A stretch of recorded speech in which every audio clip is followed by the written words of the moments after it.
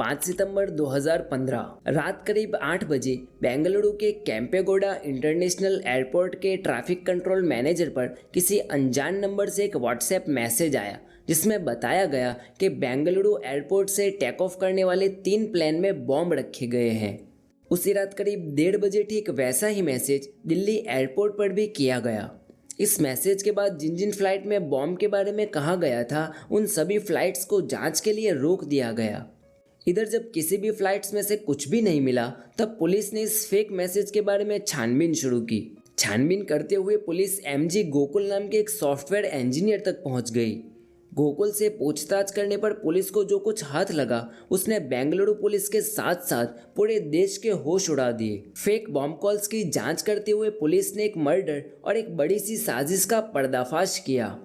एक ऐसा intelligent murder कांड जो कुछ महीने पहले सुसाइड समझकर बंद कर दिया गया था। ये कहानी में प्रेम कथा है, भोलापन है, धोखा है, यहाँ तक कि आतंकवाद और एक लंबी साजिश के साथ किया गया मर्डर भी है।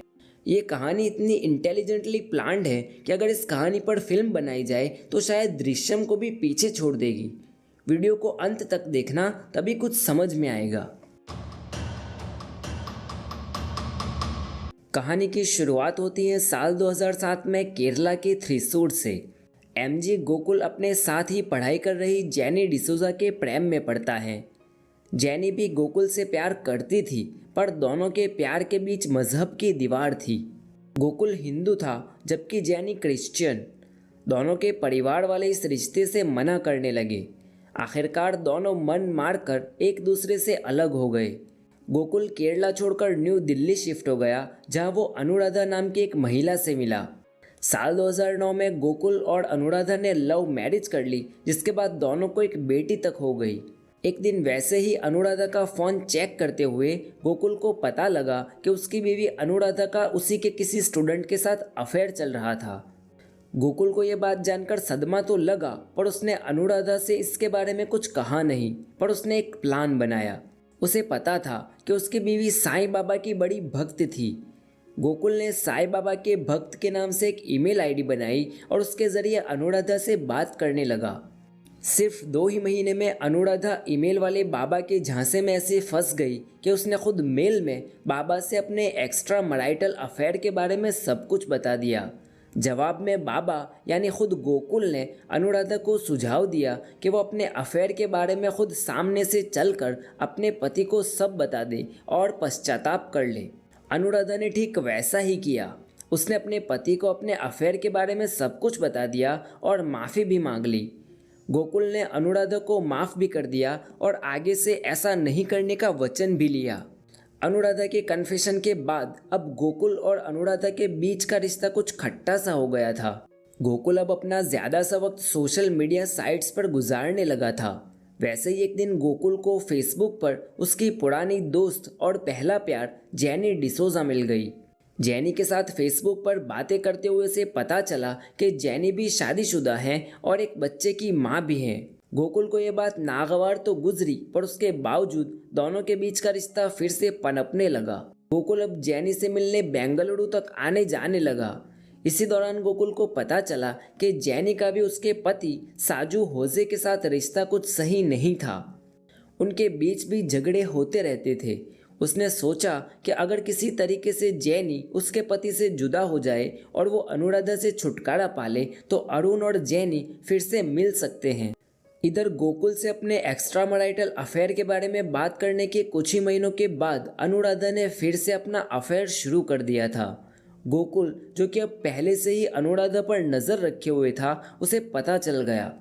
इस बार गोकुल को अनुराधा को अपने रास्ते से हटा देने का पक्का बहाना मिल गया। पर गोकुल बहुत शातिर इंसान था। उसने फिर से एक बार आशा नाम से एक फेसबुक अकाउंट बनाया।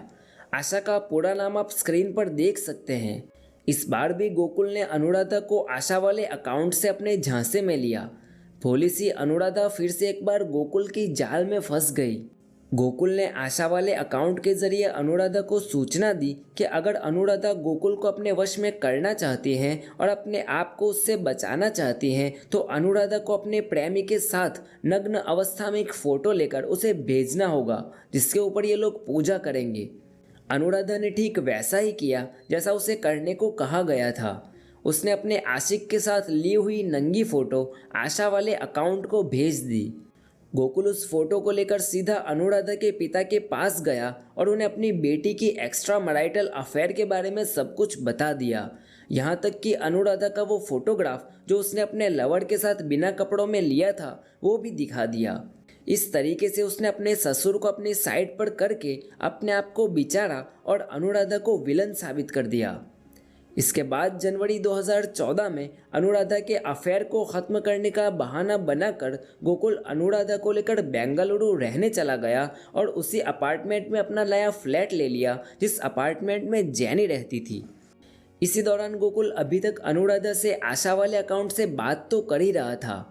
27 जून 2015 में गोकुल ने अनुराधा को आशा वाले अकाउंट से एक खास पूजा करने को मना लिया ताकि अनुराधा अपने आशिक से मिल सके। पूजा के एक हिस्से के रूप में गोकुल ने अनुराधा को खूब सारी शराब पीने को कहा।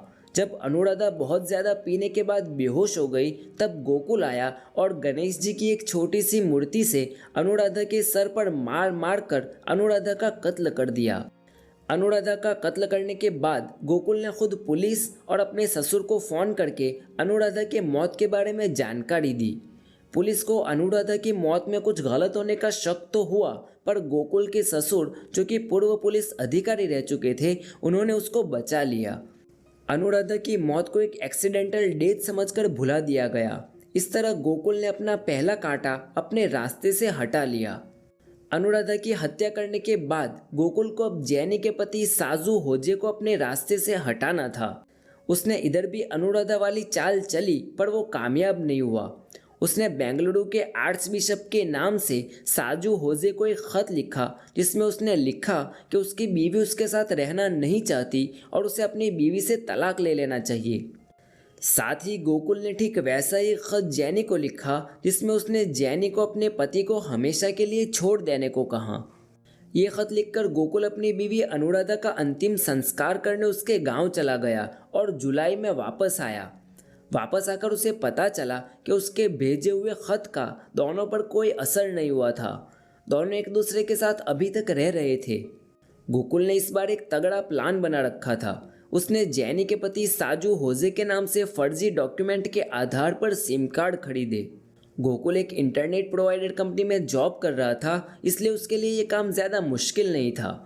उसका मकसद था साजू को कैसे भी करके फंसाना, उसे आतंकवादी साबित करना और जेल भेजना, जिसके बाद वो आराम से जैनी के साथ शादी कर सकता था।